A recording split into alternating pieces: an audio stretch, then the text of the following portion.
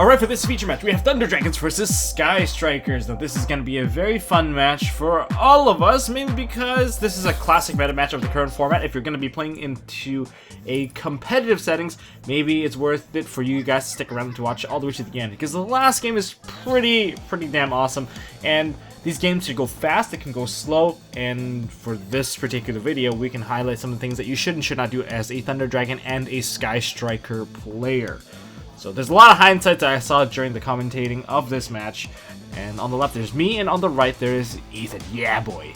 So, what's going on? So, Ethan did win the die roll. He is going first. This is a very big advantage right away for the Sky Striker player, because one of the biggest problems for a Thunder Dragon deck is that once our monsters get completely manipulated, it's very difficult to come back. It's like we don't have a field to play with, we don't play with that many back row, therefore we have to eat a lot of the problems. So, that being said, now this is a full match and there is siding involved between matches, and I guess you'll see that very soon. Now, he did go into his area 0 into Hornet Drones. Hornet Drones now fetching out the token, which allows him to go into his extra deck.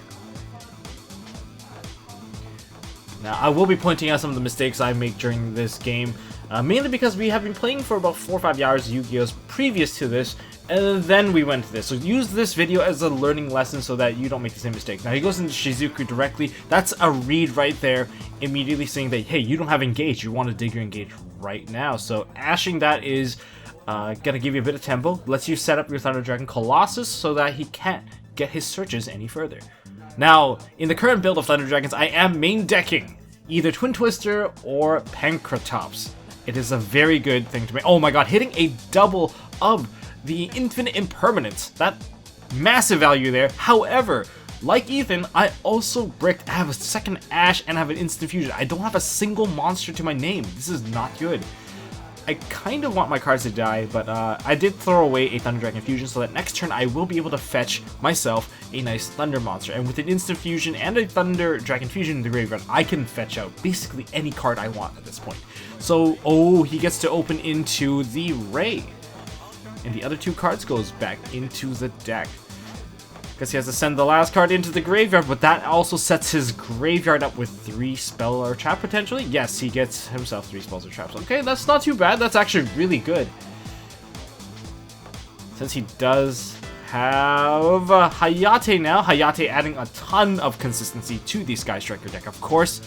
And I mean, taking a bit of a punch here for 15 for direct, and of course, whenever that card battles, it gets to send a card to the grave. Most likely going to be engaged now, and this is a 3-card engage, which means the Kagari that comes on fetches it back. This is very standard play so far.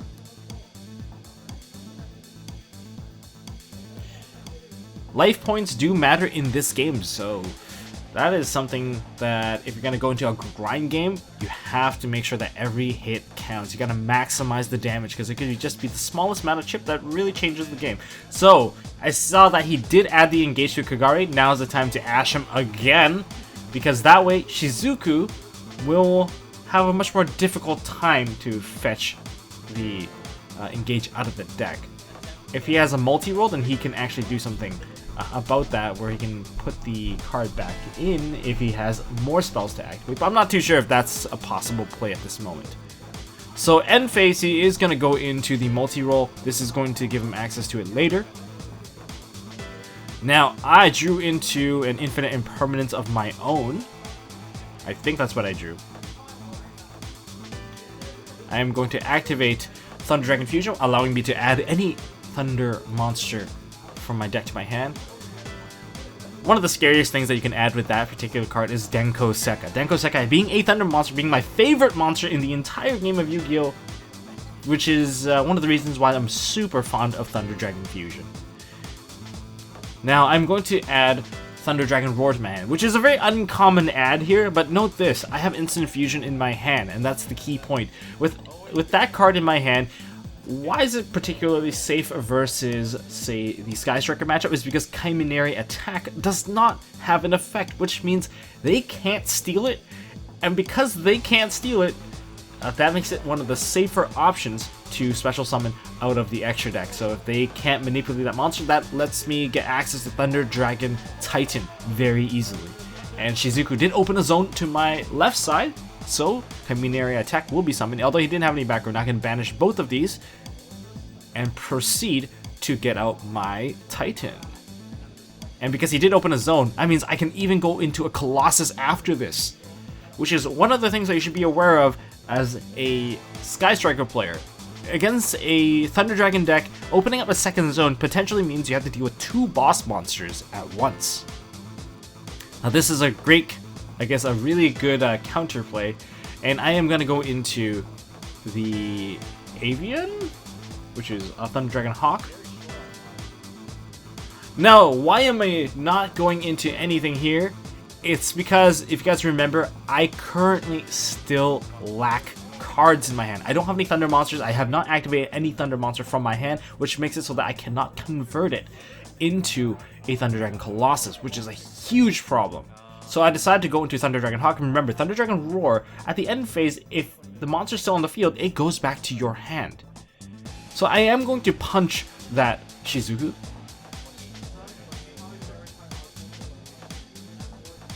And that leaves him at 67 to my 55. Because I did have to pay for that instant fusion. So end phase, I add the card back. Why didn't I just summon out into any other monster? Well, there's no point because I have no Thunder monster to activate. It would have been great if I had a Thunder monster activate. I probably would have went for the Thunder Dragon Dark. But in this case, I can re-summon out Thunder Dragon Roar and then I could have just convert it into the Colossus. Now he's going to activate his multi-roll. That is a big problem card. That card is super annoying, and if you can get long-term value out of that card, it is going to be an uphill battle for sure. So he's going to send his Area 0 to the graveyard through his own effect of multi-roll, which makes it so that all the spell cards he activates now will not be respondable. So he's going to go into his Ray. He's going to activate the field spell. That's one. One count for the multi-roll. I don't have any Thunder monsters, so the Colossus is just a big beat stick, and also the, sorry, not Colossus, the Titan is also a vulnerability because it shortens the damage range for myself. I'm just checking what this particular card allows me to respond to, or what it does not allow me to respond to. So I'm just gonna read up the board, see what happens. So yeah, that is successful. He's going to activate the effect of Area 0, which I cannot respond to, and then he's going to activate Ray, which does give me a window to respawn, because the last thing that has activated is now a monster effect. Yeah, I gotta confirm this, just to make sure. You gotta seek all these opportunities, so I'm gonna use Call by the Grave to remove the Ray, which is, to me, very crucial. He still gets his fetch. Oh my god, he digs into an engage. What a guy. I mean, sometimes if you get the engage, you get the engage. So yeah, he's gonna go into the engage. I believe he's just gonna activate the engage anyway. Doesn't really matter unless he has another card to activate beforehand. He's gonna normal summon out Ray now. Now, Ray does not have any effect whatsoever, however, it is still carrying the name of a Sky Striker, which means you can just naturally just link it off anyway.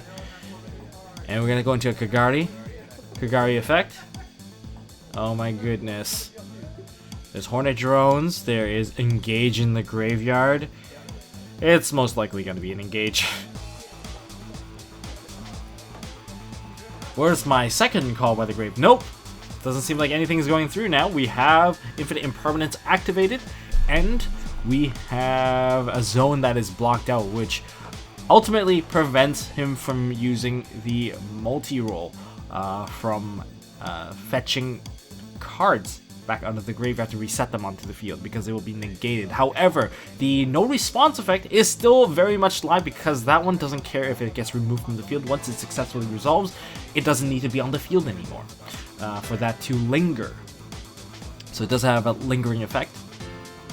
Now, I am still the one with the big beat stick, but I am very scared of just dying all of a sudden. Now, he does have 3, so that's two spells.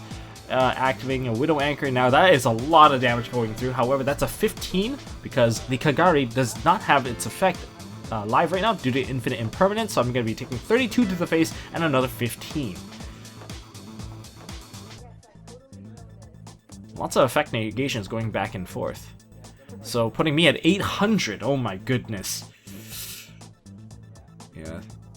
He can sneeze on me and I basically go to 0 life points. And that sneeze is in the form of Hayate. He's going to proceed to link off my Thunder Dragon Titan into a Nightmare Phoenix. And now he's going to go into Engage.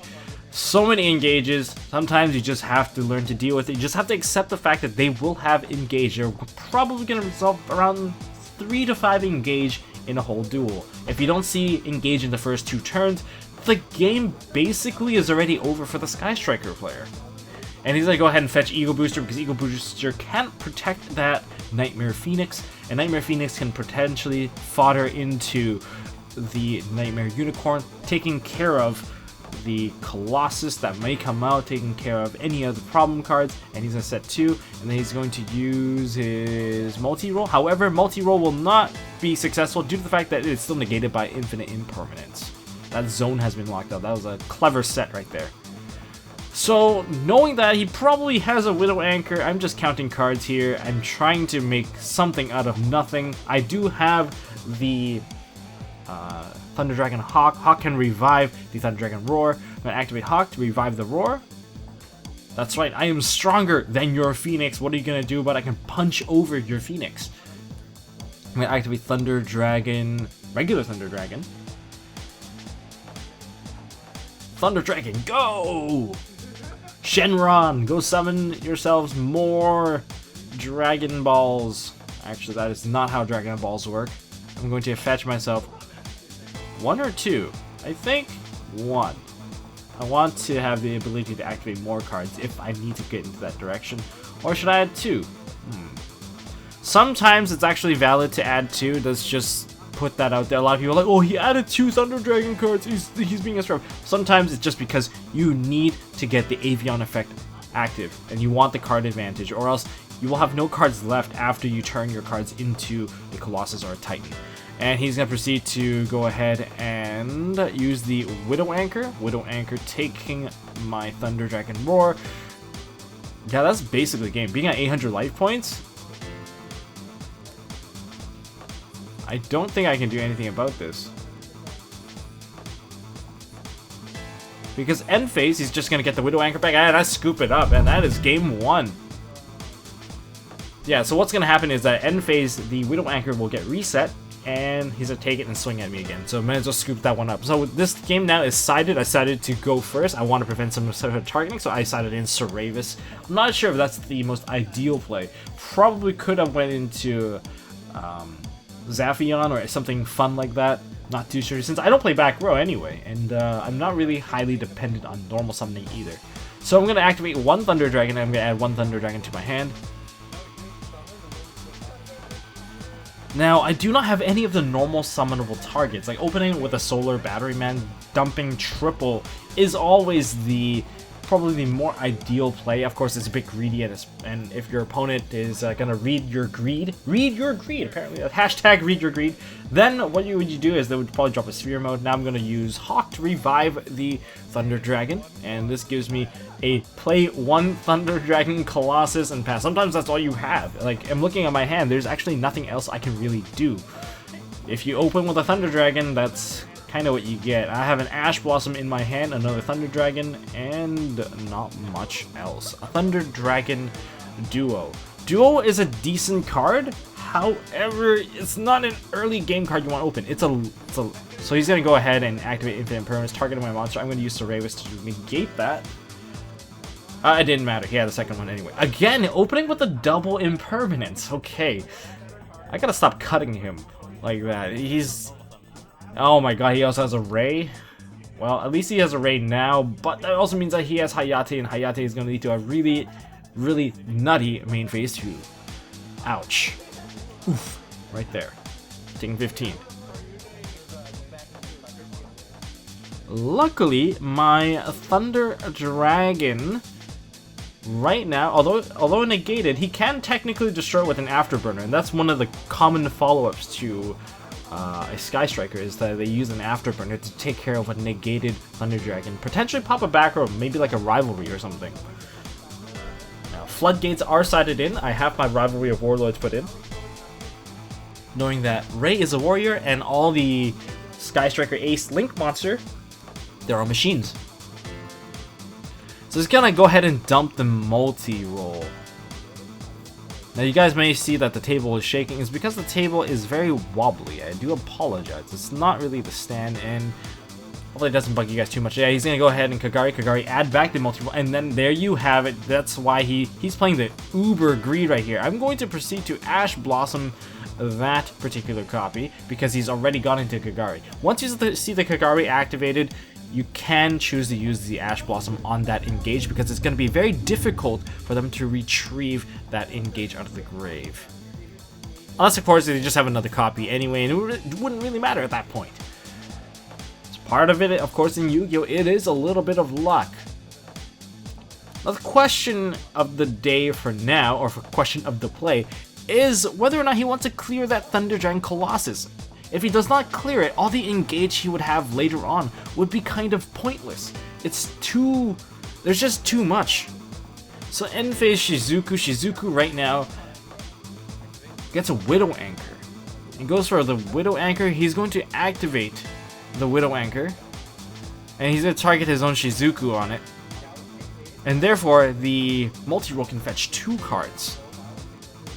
And he goes ahead and fetches an engage and a Widow Anchor. He's going to shuffle them up, and then he's going to reset them because the location is not public knowledge. So whenever people ask that, that's the same ruling that every judge gave at YCS Niagara previously. So I top deck into a Thunder Dragon Hawk. Now, I still have the 1 copy of Thunder Dragon, which I can still activate because I only added 1, which gives me the option to use it again later on, which is why some people choose to use only activate 1. Of course, you risk dead drawing into a plain old Thunder Dragon. Checking the graveyard, he has no spells in the graveyard, which means the Shizuku is not doing very much. However, there is still that Ray in the graveyard, which means end phase, potentially another Shizuku activation. However, that won't work if I am able to put out another Thunder Dragon. Now, key thing to note is that when your opponent summons out a Shizuku, your zone management as a Thunder Dragon player, you need to make sure that wherever that they summon will always open up a zone. So I recommend most Thunder Dragon players to summon into the 2nd or the 4th zone because Sky Striker players can only point to zones that are odd. So 1, 3, and 5, those are always going to be like open potentially for you. So if you summon to zones 2 and 4, it completely opens up those zones if they do summon out. So I'm going to activate the Thunder Dragon Hawk, and the only monster I can actually special summon would be Thunder Dragon Vanilla, because Thunder Dragon Vanilla is the only monster that isn't a Thunder Dragon Hawk in my graveyard, and I am going to proceed to... I'm like, should I go into some Summer Summoner? That is a potential play. But then I actually would result in less cards. I do have the Thunder Dragon Duo, but Duo wouldn't do anything, and Duo only gets maximum benefits and maximum effect if you can banish a Dark Thunder Dragon. So I'm gonna go into the Thunder Dragon Colossus through the zone that was opened up by Ethan. That way, if he has negation, I know that he has 1 Widow Anchor, I'm just gambling on the fact that he doesn't have a 2nd one. Because if he has a 2nd one, oh man, that's going to be rough. And by turning into another Thunder Dragon Colossus, that engage that he reset earlier is now dead. So he might have overgreeded this time. And so I'm going to punch for 1, and then I'm going to punch him again, putting him in at 69. So 65 to 69. I did a bit of a calculator error here, but luckily our overlay here will calculate the life for us. So 65 to 69. Pass turn and let him go. So far he only has the ability to use 1 Widow Anchor from my public knowledge. So he's going to activate 1, and that is going to get banished. Yeah, that's right, it's gone. One thing to note, guys, is to keep track of what's getting banished and what isn't. You don't want your opponent to get extra access to Widow Anchors just because they forgot that it was set from multi-roll. And it's a common thing to forget, but again, it's up to both players to maintain the game state. And if you guys get tired, it's going to be even harder to keep track of it. Alright, so one of my Thunder Dragons have been turned off. He didn't have enough spells in the graveyard to take control of it, and I'm not even sure if he wanted to take control of it, mainly because it's not really worth it. He probably wants to take control of the second one if he had the chance, so that way he can actually send it away with the multi-roll. That'd be kind of neat. That would be kind of cool too. That's a good play, because that's what those cards are technically really good for the field spell and the multi-roll, is that they can be used to get rid of your opponent's cards if they use a control switcher. Like Widow Anchor and Mind Control.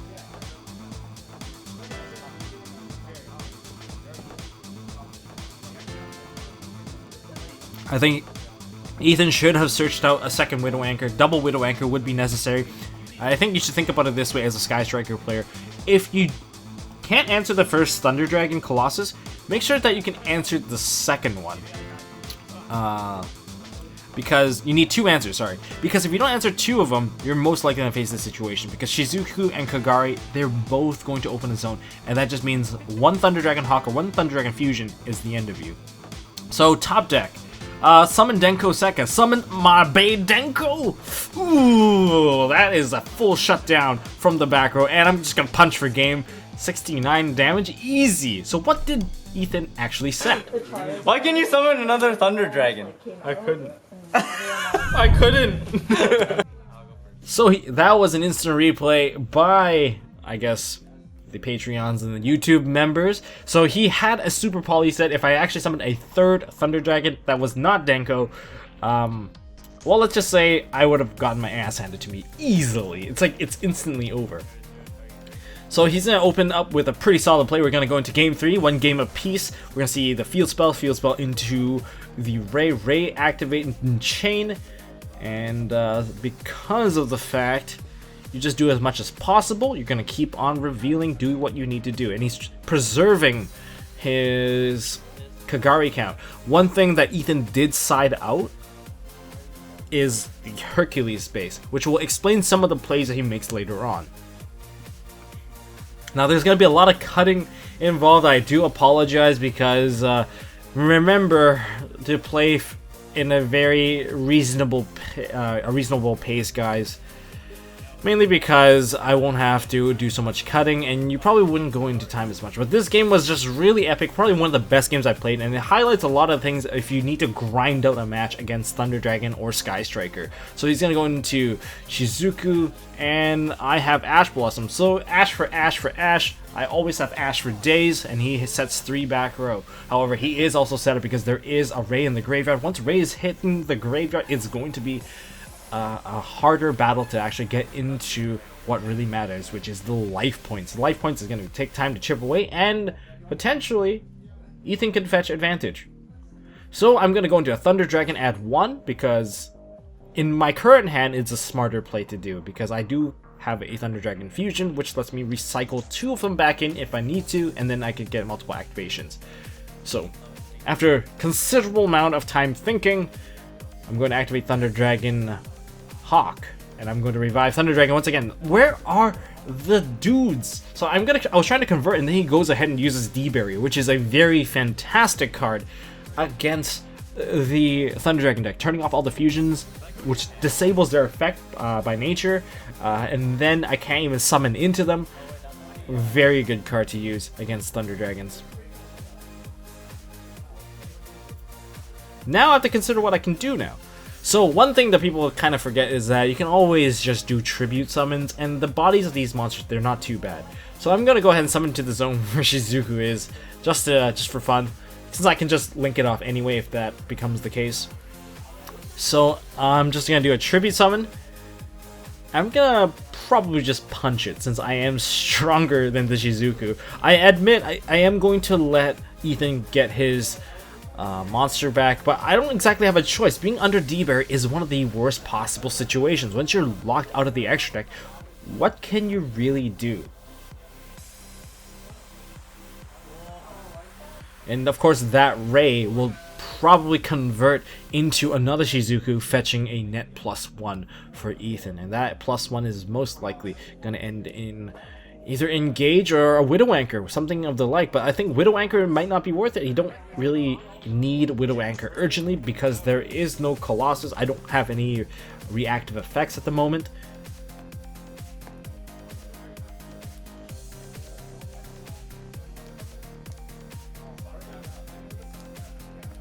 Okay.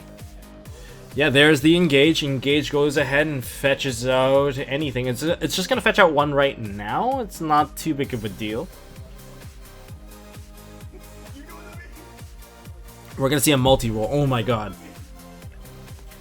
I find that that's a bit scary when they go for the multi-roll. The long-term game is that multi-roll lets them grind out the game. And here we go. That's probably going to go into Kagari or Hayate if he's going to go into battle. He's pointing out to the other zone and adding back the Engage. So that's one Engage. That's two Engages in one turn. Oh boy. Now that Engage is still only going to be able to search and nothing more than that, due to the fact that there's a lack of spells in the graveyard at the moment. Most of this stuff were trap related. It's very important for a Sky Striker deck to have triple Impermanence and the triple Widow Anchor because of decks like Thunder Dragons. If you don't have those cards, you're gonna realize, hey, I can't search. Engage is kind of bad. Oh, and of course now there's basically 3 Mind Control, 3 Widow Anchor, 3 Impermanence. That will take care of the Colossus. So he's gonna punch me. I think one thing he forgot about Mind Control is that I can't take battle damage through that. He's going to proceed to use Area 0. I'm actually hoping that the Area 0 goes through. Double Ash and Imperm. That's unfortunate. Sometimes you just don't get it. But that also means that my Thunder Dragon Roar does not get sent to the graveyard, and I can't summon out of the deck. So it's like either way, I guess I did maintain a better board presence because it whiffed. But that also means I have a monster on the board, so I can actually play with it, and I can potentially even use it just to like hit over stuff. Now linking it out would be a bad idea, because linking out the Thunder Dragon Roar, that just gives me a free monster that I'll add back to hand, which is most likely going to be a Hawk. Okay, we're gonna see a Shizuku. Shizuku summon. Once I get that monster back, I'm going to choose to put it into a different zone so I can open up that zone for me. Oh, he's going to go into the setting of the multi-roll, and now Shizuku is going to add a card. Okay, so that is so he's going to add the Engage. So there is multiple Engages coming up next turn. And the card closest to the extra deck, that one should get banished if it ever does get banished. And I'm taking my monster back. Thank you very much. He's just asking, how many cards of Thunder Dragons did I add with the Thunder Dragon? I'm telling him I just added 1. That is the smarter play, especially when you're carrying a Thunder Dragon Fusion. And yeah, he's going with the Engage. He's trying to make a different choice, but nope. Gonna solidify it there. Cut for time because let's face it, let's just move on ahead. When you're tired, you get a lot slower, you get a little sloppier. I'm just going to save you guys the time because this actually lasted way longer. It took me about 3 hours to edit out all the unnecessary waiting, so you guys can enjoy a much smoother game. So I'm gonna activate a Thunder Dragon. The plan here is to go into Thunder Dragon Titan and try to pop the back row before I start reviving cards.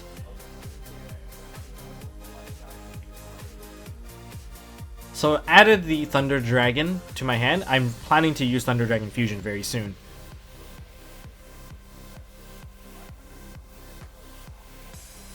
And Thunder Dragon Fusion on the empty zone so that I cannot get impermanenced. So he's going to use Ghost Bell, which is one of the best plays against that, because using Bell to stop a summon from happening. Who wouldn't want that? I mean, you're really just getting massive benefits here. And you also set up my Thunder Dragon Fusion for the next turn. Well, what can I do here? I guess since I activate my Thunder Dragon, I might as well convert. And if I can convert, I can convert pretty well here. So I'm going to go into a Thunder Dragon Colossus here. And I'm going to be able to summon out from my deck a Thunder Dragon Dark. Okay, I can probably convert that Thunder Dragon Dark also into a Thunder Dragon Colossus. Putting out a double Colossus is one of the better things to do. That means he needs double answers, or else the engage will be completely shut down. And especially when my opponent takes one of my Colossus, he needs to be able to negate 2 to actually do maximum damage, or else one of them will survive due to the fact that these boys, they cannot be destroyed by battle or card effect as long as I have thunder monsters in the graveyard while they have their effect active. So I am going to swing into the Shizuku. Shizuku, I believe, has lowered my attack by a little bit. So I guess he's only taking about 1,000. Yeah.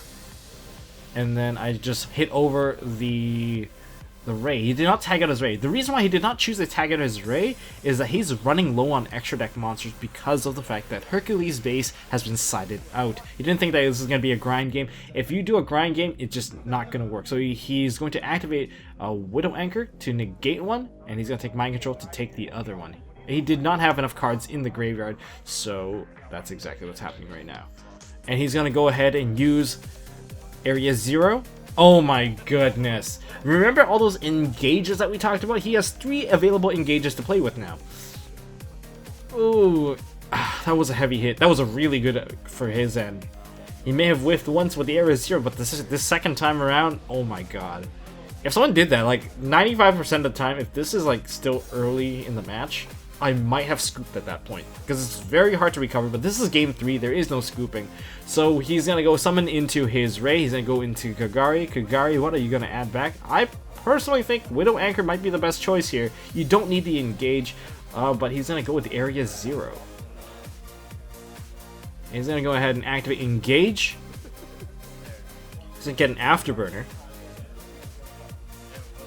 He's probably going to use an Afterburner to like take out one of my cards, and he gets to draw a card. He drew into an Impermanence. He just showed the camera, and he's going to Afterburner out my my card here, and the engage that he activates gets banished because that one was from the multi-roll. He's going to activate a second engage. Here we go. Zoom, zoom. It's time to turbo duel. Okay, so he's going to go ahead and add himself the Ego Booster, which makes his Kagari much more protected, much more indestructible. This is the point where we throw a kaiju at it. 5 spells. Oh, this is going to be a 2k Kagari.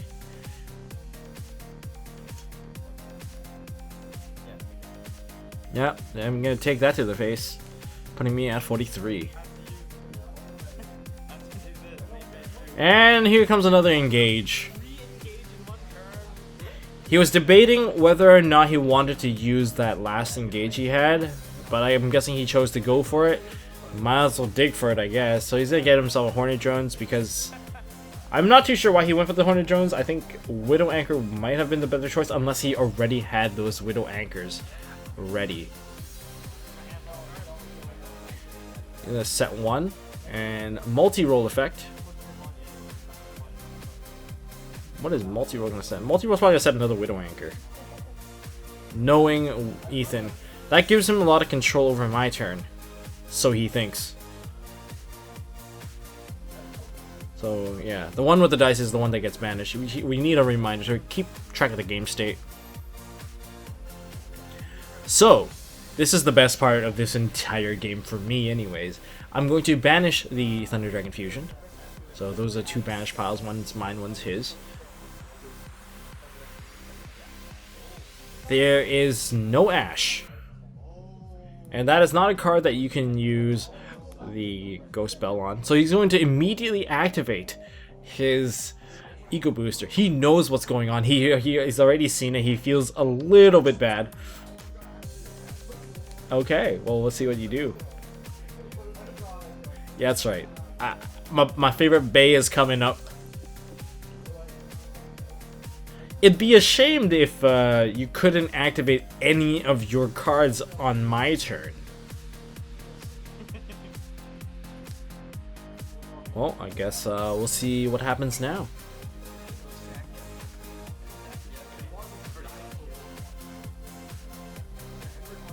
Solemn check.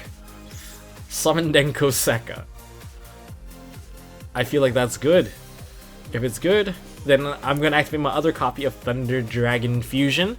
And remember, I did use up 2 of my my Thunder Dragons for that, and I'm still holding a Thunder Dragon. I just put them on top of the deck because I'm going to be searching them out very soon.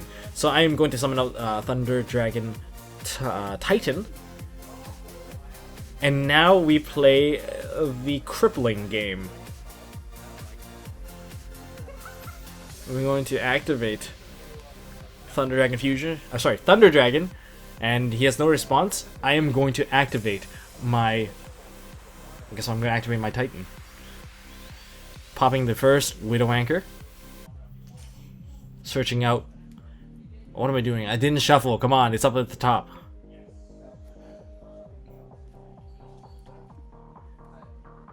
I'm going to activate another one. Of course, I'm going to chain Titan. I'm going to pop the other copy. Another Widow Anchor.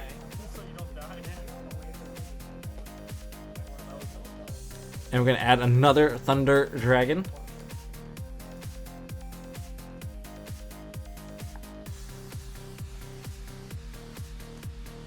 Since I can only activate 2 Thunder Dragons, since I don't have the other ones there, I'm going to activate Thunder Dragon Dark. And we're going to chain, and I'm going to pop another one. Oh my god, triple Widow Anchor pop. That is something. That Denko was massive, massive value. And since I've activated a lot of these Thunder monsters from my hand, and since Denko is technically a Thunder monster, I think it's about time we convert her into what she's really good at. Becoming a Thunder Dragon Colossus. Having both Colossus and Titan on the board. I did fill up his graveyard with a lot of, like, 2 additional spells, which makes it harder to kill, and that Kagari, and remember, it's still under an ego booster, which means I can't do much damage to it. So I hit for 300, and then this one hits for 900, and that's all I can do. Putting him at 49. So he still somehow managed to save himself. Now in my graveyard, I do have a Thunder Dragon Fusion, which gives me a follow-up for the next turn.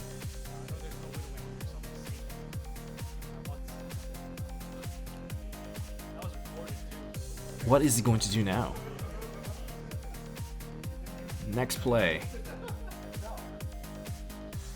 Now all he really has to do is turn off the Colossus, and he'll have a play. Now he goes into I believe the battery is going to die very soon. I remember I had to switch batteries twice with this because I forgot to charge my battery.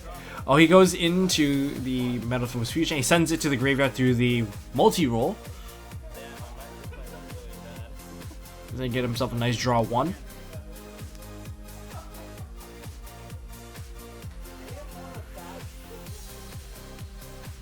Oh my god, he drew into a Mind Control.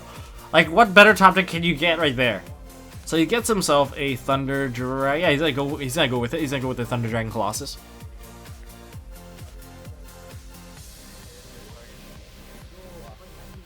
And he's going to activate Area 0 to send it to the graveyard. I'm going to be like, no, let's just Ash that so you don't get to send that to the graveyard.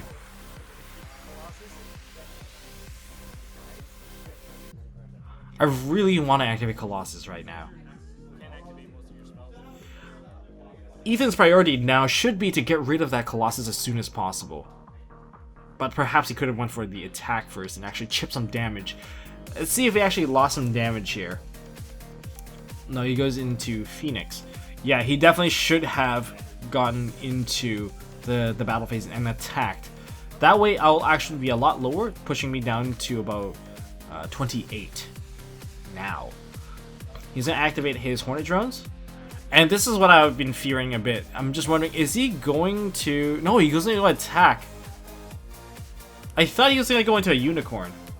Since he did not attack earlier, he's gonna crash his own card. Which allows him to go back into his Sky Striker engine.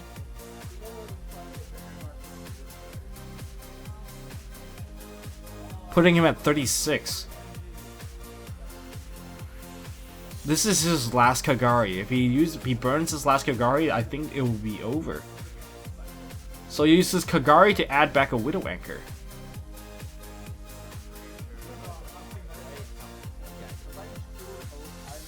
Oh my god, Widow. And the field spell gave him another card to add back through from his graveyard. That is so much stuff to add, and now he has another Widow Anchor to play with, and I am not enjoying this.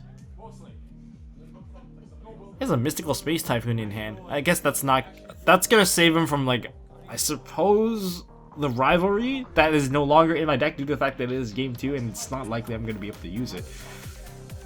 Or sorry, this is game 3, and going second, I typically side it out. So he's gonna give himself an Eagle Booster and then another Widow Anchor. So he has Widow Anchor, Eagle Booster.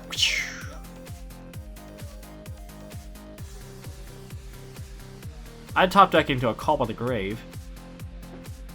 Now note that my graveyard is now actually loaded with some priority monsters, which are some of the Thunder Dragon Darks that I really like. So I'm going to banish the Thunder Dragon Fusion to add Thunder Dragon Duo, because now Duo can actually get a massive plus once I get there. And he's going to go ahead and use Eagle Booster because he thought that I had ran a second Denko. I did not side in a second Denko, which maybe I'll think about doing now, because it seems like it's very good against shutting down the back row. And unless you have like impermanent, well, it doesn't even matter if you have impermanence. You can't stop me. You need Solemn Warning.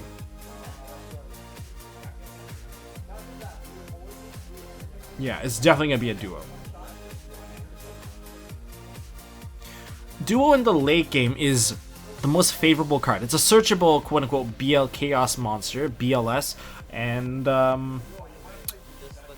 being able to add multiple cards, I think that feels very good. And potentially, sometimes you might even want to banish the Thunder Dragon Hawk.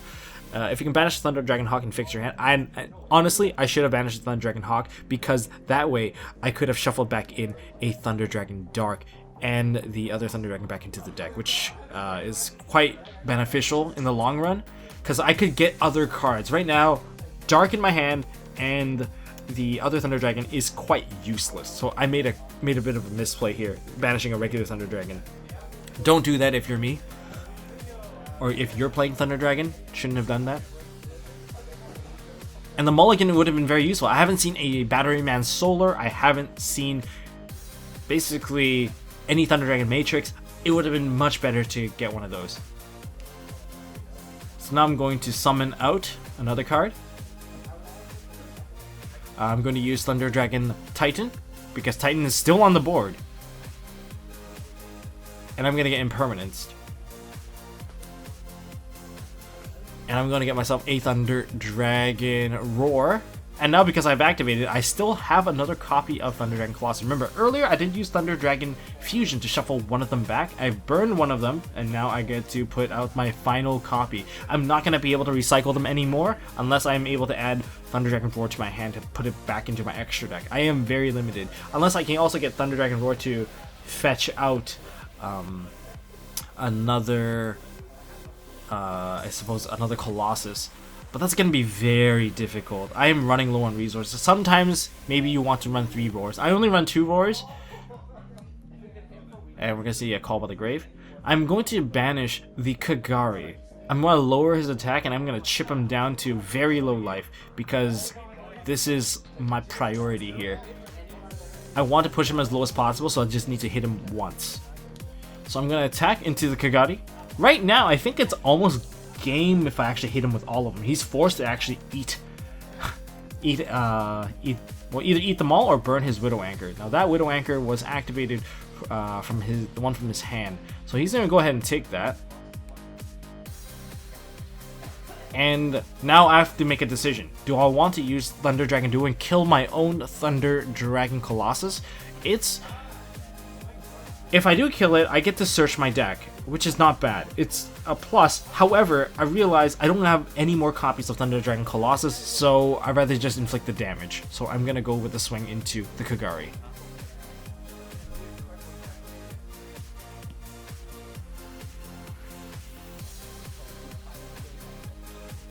Yeah, getting a search would have been nice. Yeah, cool, I get a search, but what's the point of searching for something when I can no longer summon the thing that really bothers him the most? And end phase, I add the card back to my hand. I add the Thunder Dragon Matrix back to my hand because it was summoned out through Thunder Dragon Roar. And end phase, he's going to proceed to get himself his searches. I just sped things up so that you guys don't have to deal with us like having a bit of a conversation, and he's going to proceed to set 2 cards. Now, seems like things are in my favor now.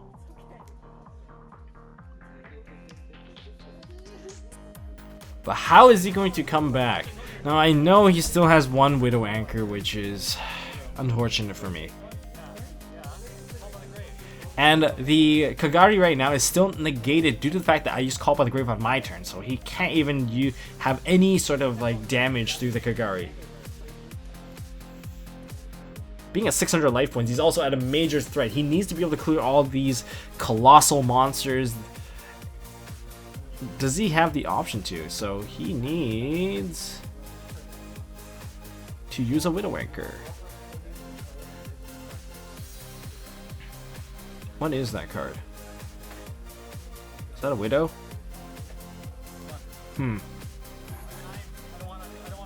Coming back from this is going to be insane.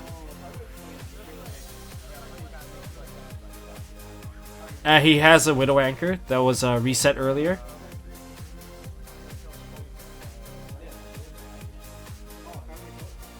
He's going to take my Titan?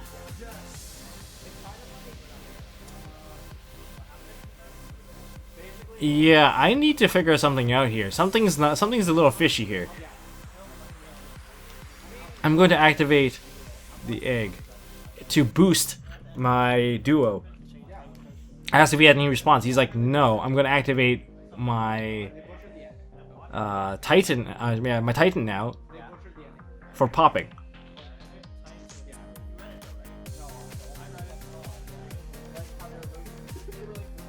And I'm going to pop myself.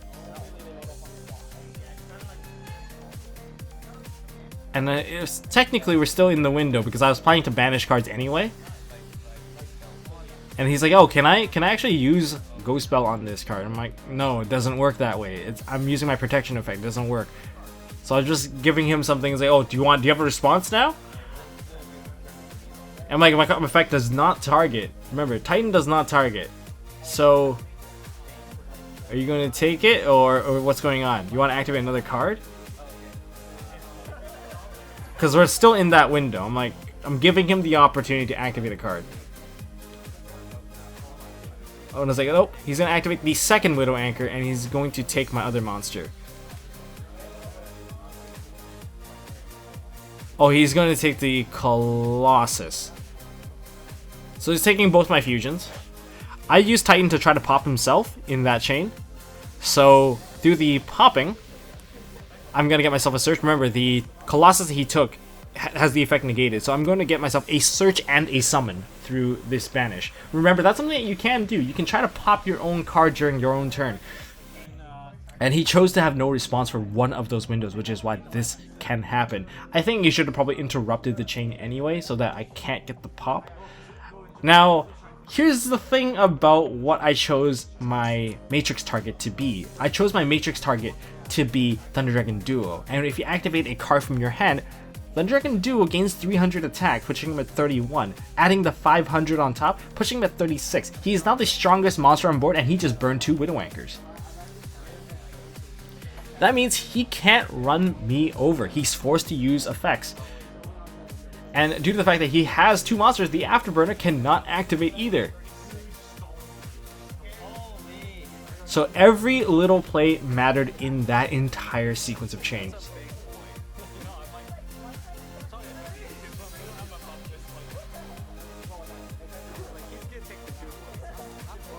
And this is the thing about like playing into like late into the game, is that when you get tired, you forget things. And when you get tired, you forget that maybe if he's gonna activate a Thunder Monster effect and there's a Titan on board, I should just chain something random, even if it has no consequence whatsoever. I might be protecting one of my cards. Now there's a problem. Now, Thunder Dragon Duo, unlike the other two boss monsters of Thunder Dragons, that one is a semi-Nomi. It must first be special summoned through banishing a Light in the Dark. That means he's revivable. And his current board cannot answer all this. And he put one of his Kagaris into my graveyard.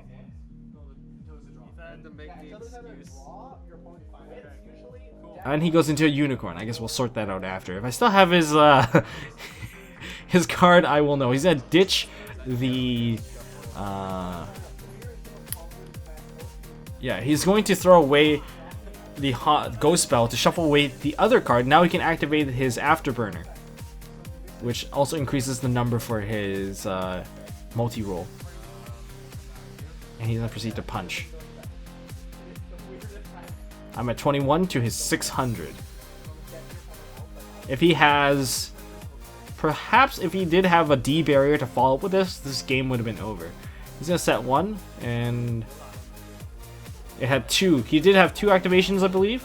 Well, technically he had way more activations than that. He had the Afterburner and double Widow Anchor. And I think that one was actually technically banished as well. So this is what happens when you don't uphold the game state. I'm going to say it is an accepted game state and follow up with this. I was the opponent. I'm gonna say it's an accepted game state because even I couldn't keep track of the game state. That was my fault, and this is sometimes what happens in games, so I have to play into this. However, guess what I just top deck into? A card that I usually want to see early game, but now instead I get to see it, well, late game. Evenly matched. Did it matter? It still mattered, because now he has an extra Widow Anchor to play with. Now, I did have to go into the battle phase. And he's choosing to keep... What is he choosing to keep? He has his field spell that he has to get rid of as well as the Unicorn if he's planning to keep that one face down. Now, here's the problem. Okay, the battery died just now and we had to get that all fixed up, but we just resolved the evenly matched. So the camera got a little tilted because we had to switch out the battery again. Okay. Here's the thing. What do you do at this point? Now remember, I had the pass turn. I just let him go. Because if I summon anything and he has a Widow Anchor, my monsters are just way too big. So he's going to set one and he's going to go Ash, Ash, and... Oh my god, the same two Ashes that he just seems to always whiff with. I'm going to draw. A bit too late, but this is a really good card. I'm going to activate Gold Sark. I have one Roar and an Egg.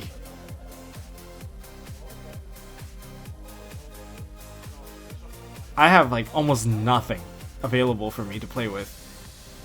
Like all the battery mana is still there, but that's like, what's the point? They're basically just like mini punches. Think about it carefully, Tombox. You might as well go with the Roar. You have a Roar, go for the Roar, get the free body. That's right, it's good. See, the scariest thing about the deck is that just in case he does go into anything, if he goes into a Sky Striker, if he does have a Kagari, then yes, I would be dead. But note that he doesn't have a Kagari. It's over. If I summoned, I think I would have died. So I'm going to use Thunder Dragon Hawk. I can't revive any of the fusions, but I technically can revive Thunder Dragon Duo. And I'm going to perform a tribute summon of a Thunder Dragon... Thunder Dragon Dark. Now, I technically can activate the Thunder Dragon Matrix, but I forget to, so that's one of my misplays. I'm going to swing into the Ghost Bell, and now he has to use his Widow Anchor and take it. That Widow Anchor is... That's it. That's it. We're putting it away. And I'm taking it back. Even if he takes my monster, now I won't die. And he goes into Rhoda. Does he even have a monster left? Oh, he does. He does have a Ray. Here's the problem. Hayate, if he did hit me earlier in that game, it's game. I have 21. That means I'll be 15 less. That's his biggest misplay of all of this entire game. Forgetting to swing with one Hayate cost him the match. Whiff. And that is game. He concedes. So, I guess for this matchup, just remember to keep track of the game state. That's one of the most important things. If you do go into a grind game, don't fret. Just grind it out. Just remember to maximize your advantage, because if you forget, it's going to cost you a lot in the long run, okay guys? So that's something to keep aware of. So the first game, I get completely butchered. I just didn't open anything, and then he didn't open anything, but he outspeeded him because he has a more consistent deck. As for game 2, I Genko'd him, and then that killed the triple back. For game 3, triple pop, tons of engage, tons of interactions. I don't even know where to begin, but it's mainly because he forgot to swing with the Hayate, which ultimately got him killed. Gave me an extra turn, basically. If you guys enjoyed this video, hit me up with a thumbs up. If you guys want to see more stuff from MST.TV, hit that subscribe button. Thank you to the Patreons, thank you to the YouTube members, and I guess I will see you guys in the next one. And I'll be doing a ruling video regarding something that we all should know, but maybe more on that next time. So stay tuned, guys, and we proceed to the end phase.